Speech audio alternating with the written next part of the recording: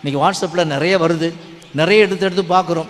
ஆனால் குறிப்பிட்ட ஒன்று என்னை அதிகமாக கவர்ந்த ஒன்று, அதில் ஒரு கோவில், அந்த கோவிலிலே அந்த சாவி துவாரம் அதை காட்டி அதை அப்படியே ஜூம் பண்ணிகிட்டே போவார். அந்த சாவி துவாரத்தின் வழியாக ஒருவர் பயணிப்பதை போன்று இருக்கும். அப்படியே கோவிலுக்குள் செல்லுவார். கோவிலுக்கு சென்ற பிறகு அங்கே இருக்கின்ற திவ்யநற்கனை பெட்டி அதை ஜூம் பண்ணுவார். அதற்கு பிறகு அப்படியே ஜூம் பண்ணி மேலே பாடுபட்ட சுரூபத்தை காட்டுவார்.